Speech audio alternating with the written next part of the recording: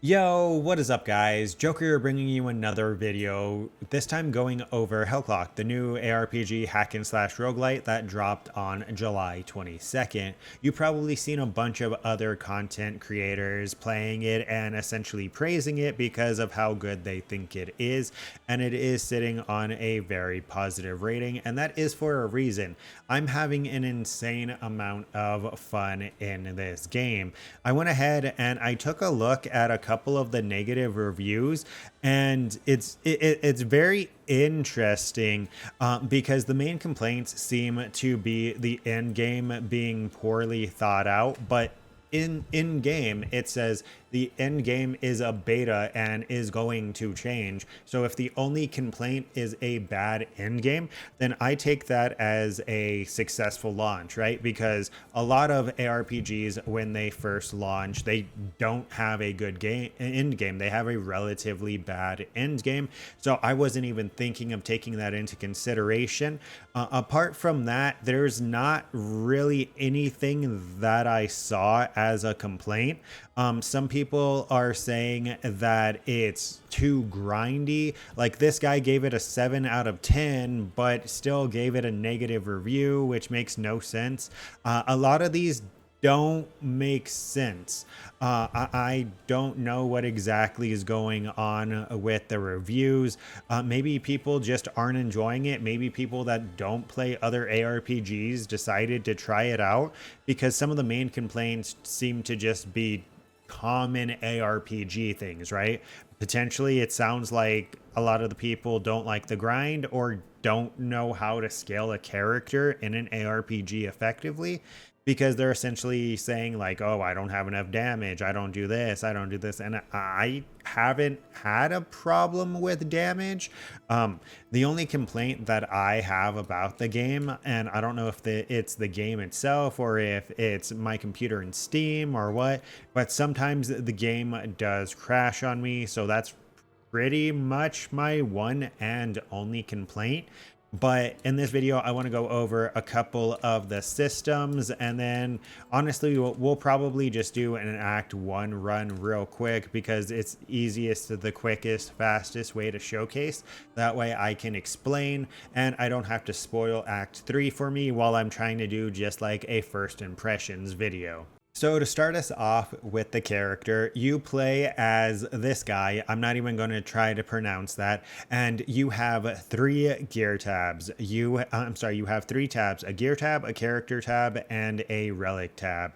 The gear is going to be your persistent core stat, right? Things like base damage and attack speed, crit chance, base damage, life, resistance, mana, resistance, attack speed, life, movement speed, LE res, mana, and mana cost reduction. These over here are essentially power-ups you get in every run. Monsters are going to drop these little emblems, and they're going to go here, and these are going to be additional passive buffs you get, like attack speed, crit chance, life, mana, stuff like that. And these get reset at the start of every run. As you can see, it's empty right now.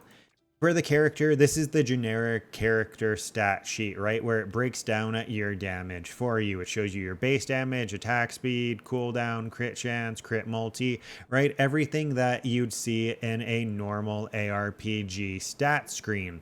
And then we have our relics. These are going to be items you find in runs or can buy from a vendor, this table.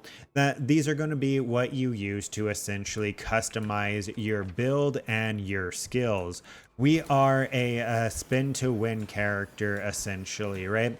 So we're a cyclone character, and what we're doing is we're converting all of our damage into electricity and just getting like a bunch of crit chance on top of stacking a few additional modifiers, like these syringes.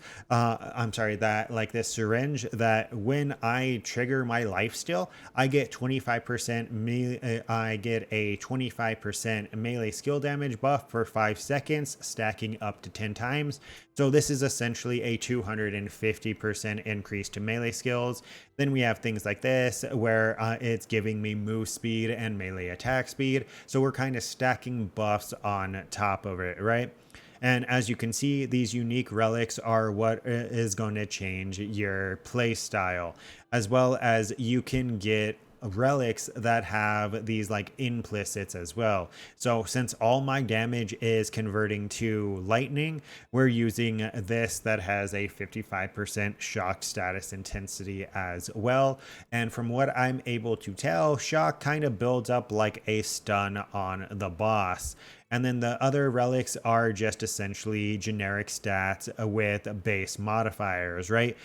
With like an implicit. They kind of pseudo work like relics in Last Epoch. I'm sorry, like idols in Last Epoch, but not really. These are essentially what you're going to be using to customize your build. As you can see, they all have that implicit that kind of does something different. And it's really, really cool. Your relic locker is not going to start out this big. You customize it through the skill tree, and I'll go over that in a second. This is your reliquary, your little relic locker. This is going to store all of these relics in case you want to swap around builds.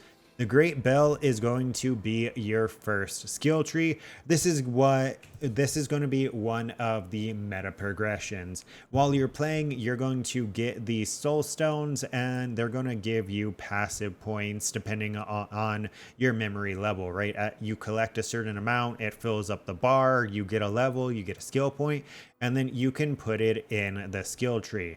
And as you can see, the skill tree is rather large, and there is room for expansion and change. And this is only one of the skill trees. So essentially we're going over here, we're grabbing some gold, we're grabbing the red portal, which allows us to skip levels in the axe, and then we're pretty much just going down to these relic increase size nodes and the maximum skill level nodes, because just like every other ARPG, skill levels essentially give you more percent scaling, right? If we go ahead and take a look at our skills, I have a 439% base damage multiplier on my level 7 double knives. This skill book is going to show you all the skills that they currently have, and they currently have 3 axe. I don't know if they plan on expanding that, but once again, that's something that they super easily could. They could just put an arrow here, copy this page, and add a whole bunch of new skills. But as of right now, there's what? 1, 2, 3, 4, 5, 6, 7, 8, 9, 10, 11, 12, 13, 14, 15, 16, 17, 18, 19, 20. Did I count this one? 21. There's 20 to 21 skills that you can use, and these range from support skills like the closed body, which gives you a essentially ES base over your life. That way you take less damage, or judgment, which is essentially like a curse that lowers the enemy's resistances, right? So pretty much the core things that you would expect from an ARPG. You got your damaging skills, and then you have your supporting skills as well. You can have 5 active on your hotbar at a time, and I haven't been able to see if you have like a second tab. I don't think you have a second tab where you can have over 5 skills. But let's go ahead and take a look at the second skill tree. And that's going to be this constellation map that opens up in the middle of Act 2. And this is essentially another skill tree that is open up to a ton of customization depending on the playstyle that you like. You have the 3 martyrs, right? Which the faith path, you have the discipline path, and you have the fury path. And they essentially seem to be like the core trio of like fire, lightning, and what is this one? Plague damage. Okay, so I guess plague damage isn't part of a normal trio, but this is what I would consider, I'm assuming, is like chaos damage. And this allows you to specialize into a playstyle as well. Like I get big benefit for stacking mana and having a bunch of lightning damage and crit, so that's why we're going down here. This is why I'm able to infinitely sustain my cyclone once I have all of my orbs up, right? And it's a really, really cool side system. So there actually is a decent chunk of customization for the build variety. It has like 6 times the build variety of Diablo 4. But let's go ahead and do a run real quick. When you start a run, this is not going to pop up. This is just because I have it in my build that I start with 2 extra levels. But this is where the roguelike mechanic is going to come from. And this is essentially what you're going to use to increase the power of your skills even further during every run.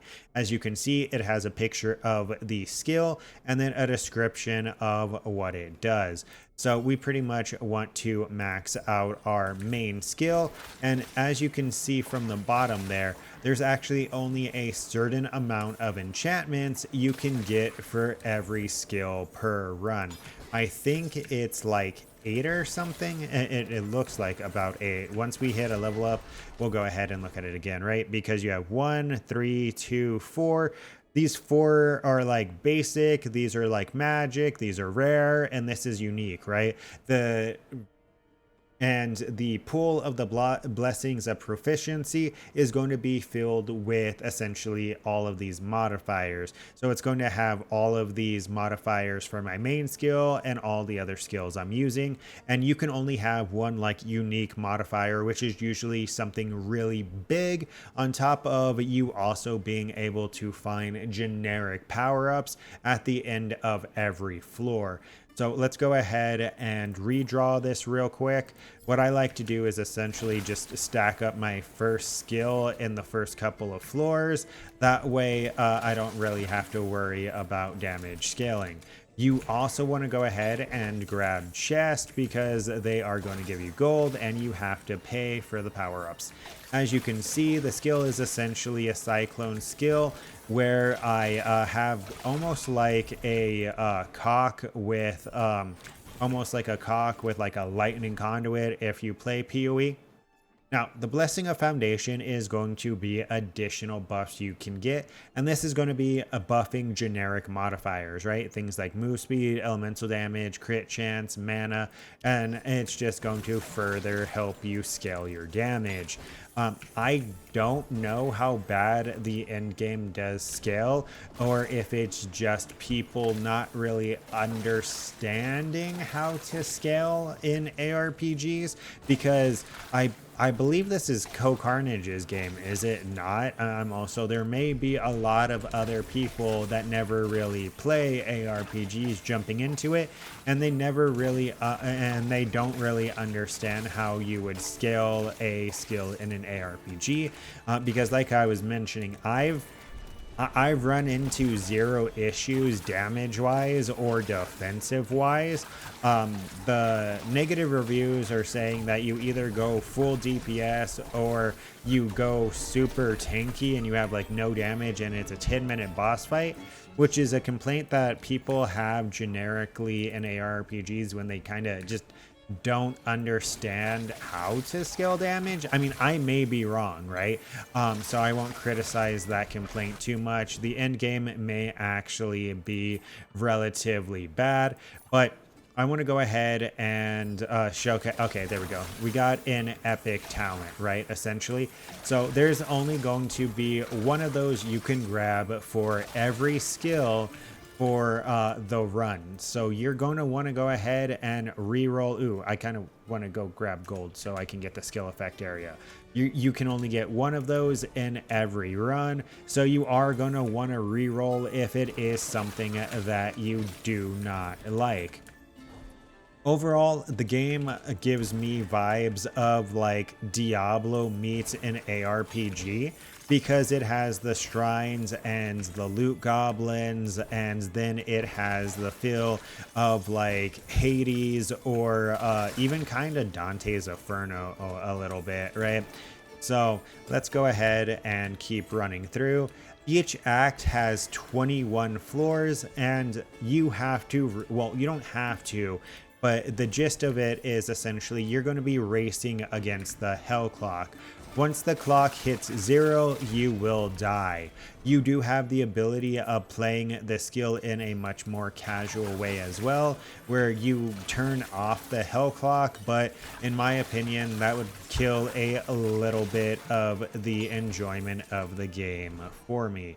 Yeah, we're not going to be able to get 9K. So let's go ahead and just let's grab move speed because that scales our damage too. And then this is essentially the gist of it, right? Every 7 floors, there is going to be a boss fight. The boss fight is going to be what drops relics as well for that more meta progression, and it allows you to choose a relic here. So you can essentially farm the first floor over and over again to look for a relic that you may like that would support the skill that you are using. If you do get the red portals and you skip floors, you usually do get a bunch of EXP and buffs, like these shrine buffs right here, that give you like more gold in the run, more experience, pretty much just helping you blast and grind through faster. There is a message that says that you're not supposed to grind, like that the game's not supposed to be grindy. And if it is, you might want to try to like rework your build or take a look online. Let's go ahead. Do any of these do anything for me? I mean, I guess we'll grab mana cost because there's another mana stacking build that I want to try out later once I'm bored with my Cyclone character. So real quick, let's go ahead and open up the inventory and show you the trinkets that you find during the runs, right? Like I was saying, these are going to be exclusive to the runs and these aren't static. These do, it's not like a meta progression system, they do go away. So you do progressively get stronger and stronger while you're doing your runs. I don't know if I am going to do a full run because I don't want to have to monologue through the entire thing. I just wanted to go ahead and show you guys a couple of floors and show you what the gameplay looks like in case it's something that looks like you might enjoy it. Because as of right now, I do highly recommend the game, especially from an ARPG perspective. It's a super fun take on an ARPG where it has like the roguelike aspect where my build could essentially be different in every run depending on the blessings and the relics that we pick up.